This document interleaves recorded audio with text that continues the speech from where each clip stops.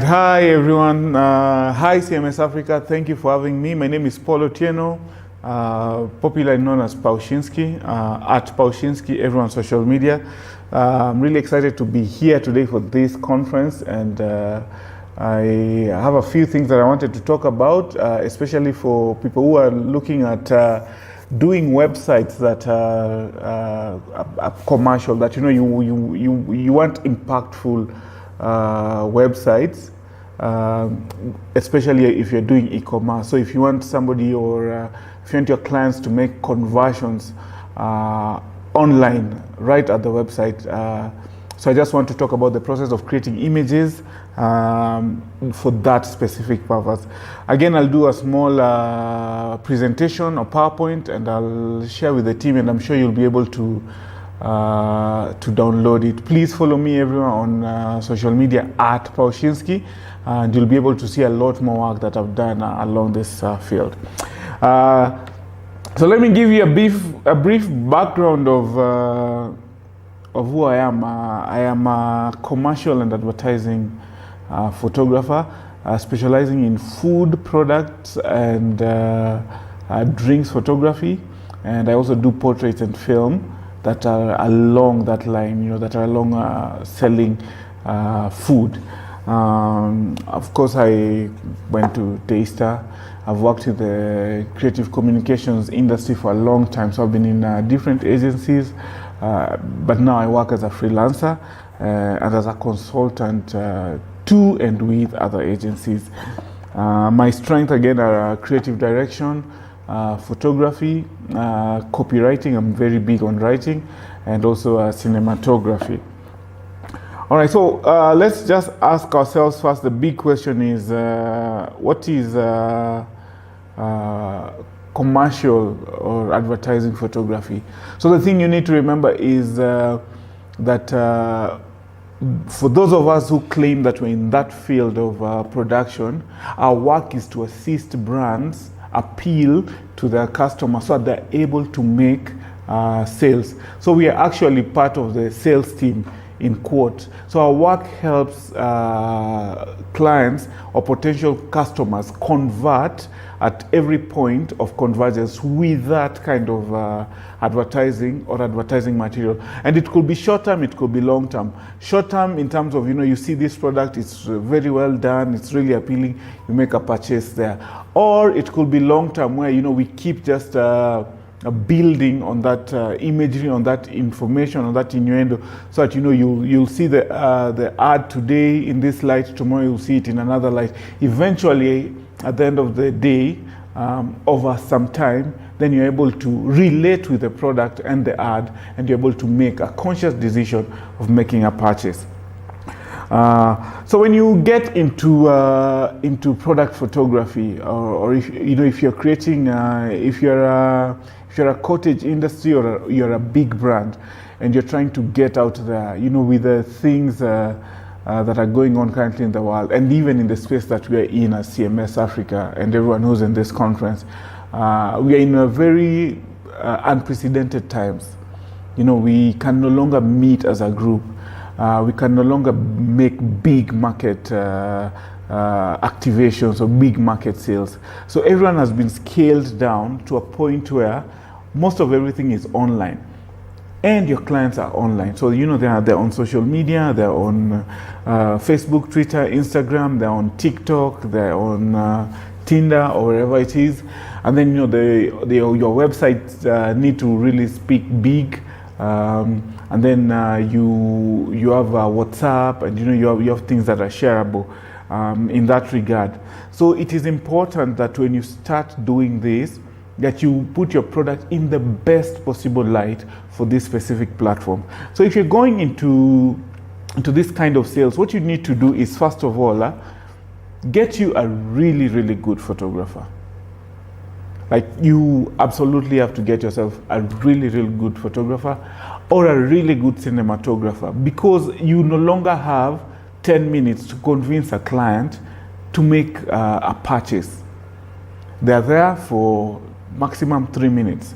Some platforms are 2 minutes, some are 2 minutes, 20 seconds. You literally have very few minutes. A while back, you could sit down with the client and you show them, these are the product benefits. This is what you would have to do. You would even give them the product. They can sample, they can look at. Right now, we don't have much of that opportunity. So get yourself a good photographer who's able to take a very good shot. For e-commerce photography, you have to remember that you have to light the product on a clean white background so that your client, your potential customer, can see the product as it should be seen. So it should be clear, it should be clean. Please clean your products. If you need to wipe them, if you need to spray them, if you need to use microfiber cloths, just so that there are no blemishes. Secondly, please make sure that you put your best product, the best packaged product at the front. Of course, because of doing a lot of mass production, you probably have a label that wasn't lined up well, or you have a bottle or packaging that is damaged. Please, please, please do not show anything that has a blemish. Again, if most of everything has a blemish, then that's the work of your photographer to take the photos and do proper retouching so that customers will see what they will ideally see in the market. Customers will embrace what is almost always perfect. Nobody wants to go for a tomato that has been crushed. Nobody wants to go for a bag that has running strings. Everybody always wants to go for something that looks perfect. And then again, it's value for money, and it's value add even for you as a producer, as a cottage industry, as a brand, because people will always speak about the things you're doing. They'll say, okay, these guys do really good belts. They pay attention to detail. The packaging is perfect. They're cleaned, they're shiny, and things like that. Those are the things that will make differences. Thirdly, please consider the layout of your website. What do you want me to see when I come onto your site? How are you laying it out? Are you laying it out haphazardly, or is there a specific brand guideline that you're adhering to? It's important that you have a brand guideline so that anything that goes on Instagram, these are the dimensions that must be caught. Anything that goes on Facebook, these are the dimensions. If I'm on a website, whatever platform it is, how is my layout? Am I going to see 20 images that are really, really small thumbnails? Or are you going to give me maximum of 3 per column? But then I'm able to serve a really, really good content. Consider the quality. How much of megapixels are you able to upload? You also have to think about your client with that regard. That you don't, especially because everybody now is on the go with the mobiles. You don't want to deplete people's bundles because you have very heavy imagery that will take time to load, and they'll deplete their bundles.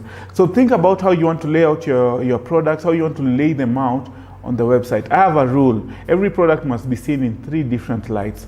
So I'll do a front, I'll probably zoom in and try and get the details, and then I'll probably do a top. But then for your brand, you have to decide and say, this is the way I want my brand to be seen, and make a decision along that line. Thirdly, please create some, not thirdly, it's fourthly, but okay.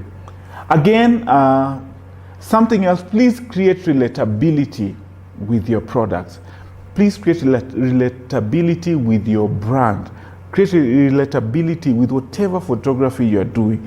Let it be something that we are relating to as your potential clients. You do not need to put a soda bottle in the North Pole when majority of us have never seen the North Pole, and even if we do, we'll probably see it again in the next lifetime. It's not highly relatable to us. But if you put something on a meal table with what we can relate to, you have your drink over there, you have your ugali, you have your nyama choma or your beef stew. You have colors that are things that we see that we can easily relate to. Your clients are more susceptible to make that brand decision of purchase at that point of viewing. So again, create relatability.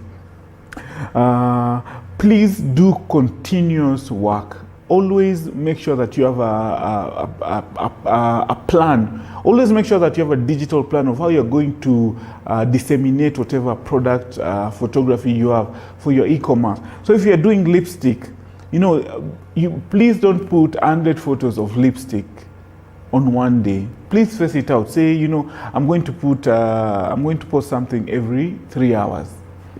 Or I'm going to put something every 6 hours or every 12 hours. Or you can say, let me just flood it all at once. I'll do 3 posts, like what I do. I'll do 3 posts at once per day. And it gives people time to interact with it. Then again, you have to think about your clients.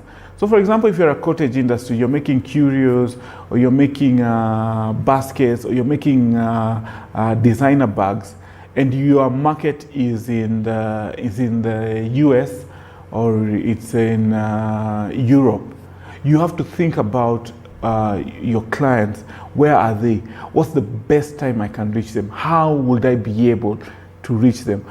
How would I want them to see this product? If it's very high-end fashion, please bring us in and we'll do high-end fashion kind of work for you.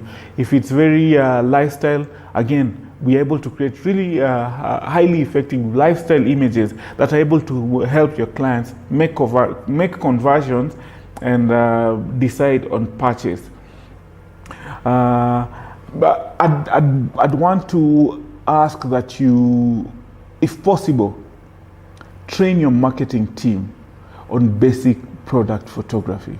Please take them out for a workshop. Creative photography is very, very resource intensive. It's expensive in terms of you have to pay the photographer, you have to pay for their time, you have to pay for their gear, you have to pay for their lighting, you have to pay for models, you have to pay for product. If you need a stylist on set, if you need a makeup artist. So unless it's a very big campaign, it makes no sense that you're able to do this over and over again. So the best way I would suggest is get into an agreement with a photographer that you can work on a retainer basis, and you say, per month I'm expecting 30 images from you, and these are the kinds of images I want, and this is how we are going to disseminate them. So for a specific image, you'd say, this one is going to Facebook, it must be this dimension. This is going to Twitter, this is going to Instagram, this is going to Insta Stories, this is going to TikTok, and this is going to whatever place. This is what's going to website. That way, you reduce your costs, and your product photographer and content creator is able to run with it, even if it's over a couple of weeks. But then he's able to run with it and deliver for you content that you can use for the next foreseeable future. The other suggestion is, please train your marketing team on product photography. You can bring in a product photographer or a photographer or a lifestyle photographer, and they'll be able to teach your team on the basics of, how do I take a photo of an effective photo at an amateur basis for e-commerce. That way, your investment then is just a couple of cameras if need be, and training workshop. And then they're able to create content that can run over several days. Then when it's a really intensive big campaigns that you want to make a killing immediately, then you bring the professionals and they'll be able to do this work for you. Finally, I'd like to say that I need you to remember that it is as an e-commerce platform, what you're providing us is answers to questions of life. So if I'm interested in shoes, which I really am, then you need to speak to me and answer that question of, where can I get the next amazing kicks? Are you importing or are you making locally? How can I experience that on a digital platform? If it's lipstick, what shade of lipstick do you think is most popular? How are you meeting that need? What answers are you giving? When you start out, remember again, it's quantity over quality. It's always quantity over quality. When you get to the top-notch level, then it flips. It's always quality over quantity. Let me explain what I'm saying. Quantity in terms of, if you're a shop, if you're an e-shop, can I be able to see as an outsider from a front-end perspective? Am I able to see a lot more of what you're offering over the quality of what you're offering? Again, quality is important, but from a front-end perspective, I do not know the quality. What I'm using is my eyes and my perception to see what is out there. So show me a lot more of what you can do. If you have a few products, show me a lot more of those products in different settings, in different props, in different lifestyle images. Over time, when you're grown, then your e-commerce changes and you're able to say, okay, let me show a lot more quality. And there are a lot more qualities, you know, I'm going to create a lot more, I'm going to give a lot more resources into building sets. I'm going to give a lot more resources into the photography. I'm going to give a lot more resources into the model and things like that. So remember, you're giving answers, and it is quantity first before quality. Later, when you're a big brand, then we'll talk quality first over quantity. As an e-commerce platform, please consider collaborations. There are a lot of photographers who are into the kind of things you're doing. So you have people who are really good lifestyle photographers. If you're a lifestyle product, consider collaborating. I'm not saying free work. I'm not saying exposure work. I'm saying sit down, have a discussion, agree that this is the kind of offering you're giving me, and this is the kind of remuneration I'm able to give you. Where can we bring the business avenue with the creative boulevard? Where can creativity and business meet in the street? When you do collaborations, you're able to go further, because first of all, you already have a brand ambassador in your photographer. If your photographer is as big as some out there, then that kind of clientele that he appeals to, it's easy and possible for you to be able to convert even those who are within a circle. Collaborations also help you minimize your cost. Like I'd said initially, you know, you want to do quantity and you want to do retainer. If you do not do a collaborative process that way, the intensiveness of your resources is extremely high. You're going to be paying a lot more for this work. Again, you know, work hard, show people your work, constantly share. Please talk positively. Keep directing people to your website or your e-commerce platform on the different channels. So if you have a bag on your website, please share it across the different social media platforms and remind people that they can buy it directly off your website. I'm hoping you'll be able to do same-day deliveries. I've made quite a bit of purchases online. I've bought t-shirts, really cool designer t-shirts online, and I've also bought shoes. I don't know if you're familiar with a brand called Aero, which are locally made shoes. So it was so easy for me. I went onto the website, I saw the shoes, I liked them, I knew my size, I clicked on the size, I knew the color I wanted, I picked on the color, I knew when I wanted it. When I finished my purchase, I paid, and then I keyed in my transaction number, and immediately I got a call. I was asked, okay, so where can we deliver? Are you able, is it urgent? Would you rather us we deliver or you pick it?